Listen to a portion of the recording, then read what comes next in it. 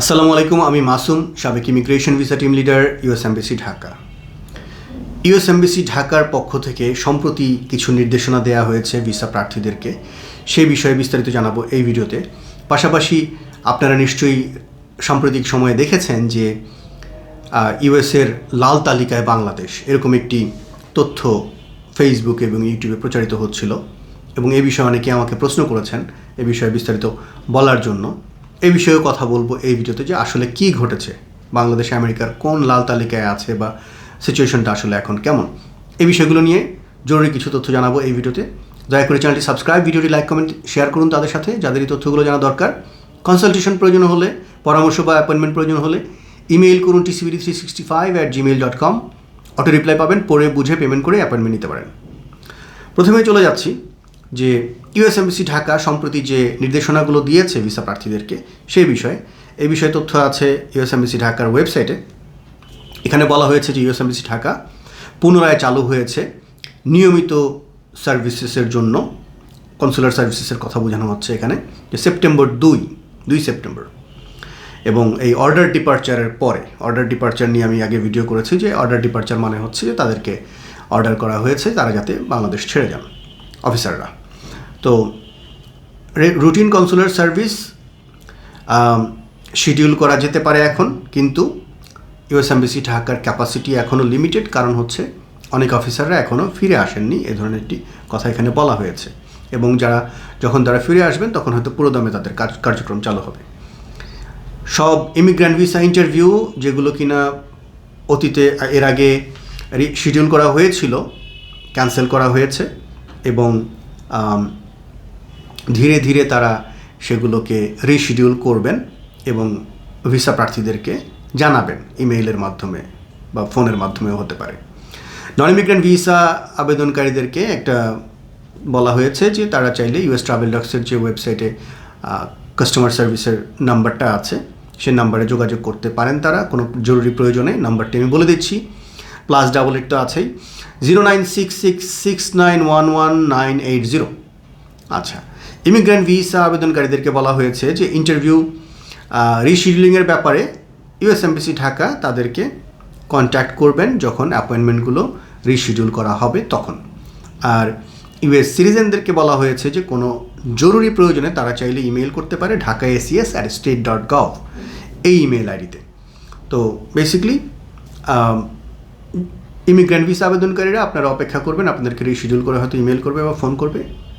আর non immigrant যারা B1 B2 student তারা reschedule করার চেষ্টা করবেন বা অ্যাপয়েন্টমেন্ট খোঁজার চেষ্টা করবেন, প্রয়োজন হলে জরুরি হলে সেই নাম্বারে ফোন করতে পারেন। এই ধরনের নির্দেশনাগুলো দেওয়া আছে। তো বেসিক্যালি যেটা বোঝানো হয়েছে সেটা হচ্ছে যে পরবর্তী যে প্রসঙ্গটা যাব ওই প্রসঙ্গের সাথে কিছু সম্পর্ক আছে। যেটা বোঝানো হয়েছে যে এখনও পুরো দমে ভিসা ইন্টারভিউ নেওয়ার মতো ক্যাপাসিটি তাদের নাই, কারণ অফিসাররা অনেকেই ফিরে আসেনি। তারা যখন ফিরে আসবেন তখন তারা পুরো দমে কার্যক্রম শুরু করবেন। এটা হচ্ছে একটা বিষয়। আর এর সাথে সম্পর্কযুক্ত যে বিষয়টা সেটা হচ্ছে যে সে যে লাল তালিকায়, আমেরিকার লাল তালিকায় বাংলাদেশ, এটার কথা একটু বলি। Excuse me. আমেরিকার আসলে 4টা ট্রাভেল অ্যাডভাইজারি হয় 4 রকমের।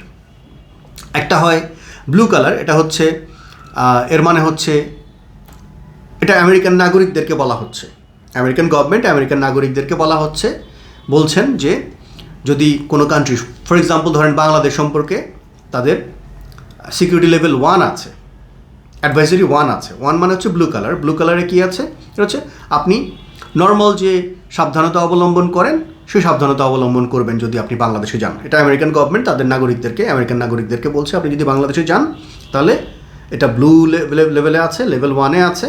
কাজে আপনি নর্মাল যে কোনো দেশে গেলে যেরকম সাবধানতা অবলম্বন করেন সেরকম করবেন। এটা হল নাম্বার 1। নাম্বার 2 হচ্ছে ইয়েলো কালার। এটাতে বলা হয় যে এক্সারসাইজ ইনক্রিজড কশন, মানে হচ্ছে নর্মাল অন্যান্য দেশে যেরকম সাবধানতা অবলম্বন করে তার চেয়ে একটু বেশি সাবধানতা অবলম্বন করতে হবে। এটা হচ্ছে অ্যাডভাইজারি লেভেল 2।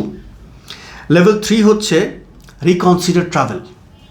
লেভেল 3 হচ্ছে বলা হচ্ছে যে আপনি বাংলাদেশে যেতে যাচ্ছেন, বাংলাদেশকে আমরা লেভেল 3 বলেছি এখন না, মানে যে কোনো সময়ের কথা বলছি, বা ধরেন ইরাককে আমরা লেভেল 3 বলেছি, কাজেই ওখানে যাওয়ার ব্যাপারে দ্বিতীয়বার চিন্তা করেন, রিকনসিডার। আবার ভেবে দেখেন যে যাবেন কি যাবেন না। এটাকে আমরা কিছুটা ঝুঁকিপূর্ণ বলছি ইরাককে, এটা আমেরিকান গভর্নমেন্ট তাদের নাগরিকদেরকে বলছে। সো 3 নম্বর হচ্ছে অরেঞ্জ কালার, রিকনসিডার ট্রাভেল, যাওয়ার আগে আরেকবার ভেবে দেখেন, ওখানে যাওয়াটা ঝুঁকিপূর্ণ, এটা বলা হচ্ছে আমেরিকান নাগরিকদেরকে বলছে ইউএস গভর্নমেন্ট। 4 নম্বর হচ্ছে do not travel, red colour. Do not travel মানে হচ্ছে ওখানে যাওয়া যাবে না, যাবেন না, একেবারে কড়া নির্দেশনা আমেরিকান গভর্নমেন্টের তাদের নাগরিককে। তারপরেও চাইলে কেউ আসতে পারে, কেউ বাধা দিবে না কেউ, কিন্তু বলা হচ্ছে যে ডু নট ট্রাভেল, ওখানে যাওয়াটা অত্যন্ত ঝুঁকিপূর্ণ, ওখানে যাওয়া উচিত হবে না। সো এই লাল তালিকাটা হচ্ছে বাংলাদেশ ছিল এই 4 নম্বর ট্রাভেল অ্যাডভাইজরি লেভেলে ছিল, যে 11 তারিখের আগে পর্যন্ত ছিল, যে আমেরিকান গভর্নমেন্ট তাদের নাগরিকদেরকে বলেছে যে বাংলাদেশে ভ্রমণ করা যাবে না, ডু নট ট্রাভেল, মানে হচ্ছে তাদের কাছে তখনও পর্যন্ত ঝুঁকিপূর্ণ মনে হয়েছিল। কারণ গুড নিউজ হচ্ছে 11 সেপ্টেম্বর 2024, যেটা কিনা গতকাল, আমি 12 তারিখ ভিডিওটা বানাচ্ছি, 11 সেপ্টেম্বর 2024 ইউএস গভর্নমেন্ট এ লাল থেকে বাংলাদেশকে একটু উন্নত করে অরেঞ্জে নিয়ে এসেছে। এক ধাপে তো আর নেমে যাবে না, ব্লুতে চলে যাবে না, এখন 4 থেকে 3-এ চলে এসেছে বাংলাদেশ। ডু নট ট্রাভেলে ছিল, লালে ছিল, 4-এ ছিল, এখন আছে 3-এ। 3 মানে হচ্ছে রিকনসিডার ট্রাভেল, অরেঞ্জ কালার, মানে হচ্ছে আমেরিকান নাগরিকদেরকে আমেরিকান গভর্নমেন্ট বলছে বাংলাদেশে যাওয়ার আগে আরেকবার ভেবে দেখেন, ঝুঁকিপূর্ণ। 4-এর মতো অত ঝুঁকিপূর্ণ বলছে না, কিন্তু ঝুঁকিপূর্ণ বলছে। সো এখানে বেশ কিছু ডিটেলস দেয়া আছে, যে খাগড়াছড়ি, রাঙামাটি, বান্দরবন পার্বত্য অঞ্চলে এখানে বিভিন্ন ক্রাইম এবং ভায়োলেন্স এবং টেরোরিজম, কিডন্যাপিং এগুলোর ঝুঁকি আছে। এই ধরনের বেশ কিছু ইনফরমেশন, জেনারেল ইনফরমেশন তারা দেয় এবং ভিড় অ্যাভয়েড করতে বলে, টেরোরিস্ট অ্যাটাকের ব্যাপারে সাবধান করে দেয় তাদের নাগরিকদেরকে। সো বেসিকলি ব্যাপারটা হচ্ছে এরকম, বাংলাদেশ আমেরিকার লাল তালিকায় আছে, এর মানে এই না যে বাংলাদেশকে আমেরিকা ভিসা দিবে না।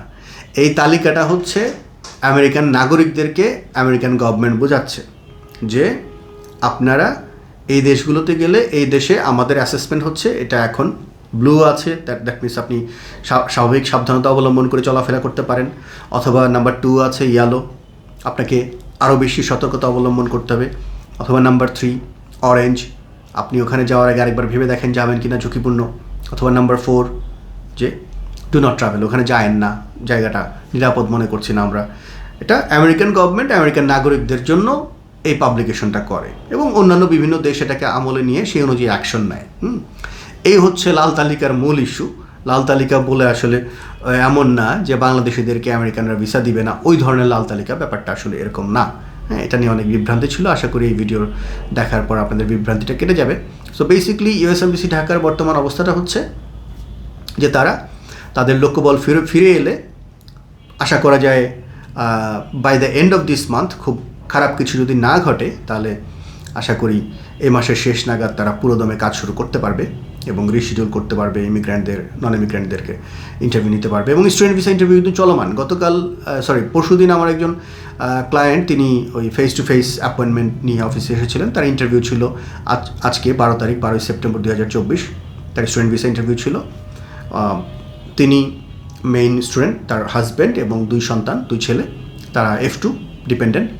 তো আলহামদুলিল্লাহ তাদের আজকে ভিসা অ্যাপ্রুভড হয়েছে, মেসেজ দিয়েছেন, আমি এটা ফেসবুকে পোস্টও করেছি। সো বেসিক্যালি যে কথাটা আগে একটি ভিডিওতে আমি বলেছি যে এই সময় থেকে শুরু করে বছরের শেষ নাগাদ আশা করা যায় যে স্টুডেন্ট ভিসার রেশিওটা বেশ ভালো থাকবে, এটা আমি প্রেডিক্ট করছি আর কি। সো ইউএস এমবাসি ঢাকার এই হচ্ছে সিনারিও। আপনারা যারা ভিসা আবেদন করতে চান আবেদন করতে পারেন, ফি দিতে পারেন। ইন্টারভিউ ডেট হয়তো খুব শীঘ্রই অলরেডি দেওয়া শুরু চলছে, দেখা যাচ্ছে যে জুন 2025 পাওয়া যাচ্ছে। সো আপনারা ইন্টারভিউ ডেট নিয়ে প্রিপারেশন নিতে পারেন যারা কোয়ালিফাইড। ধন্যবাদ ভিডিওটি দেখার জন্য। আসসালামু আলাইকুম।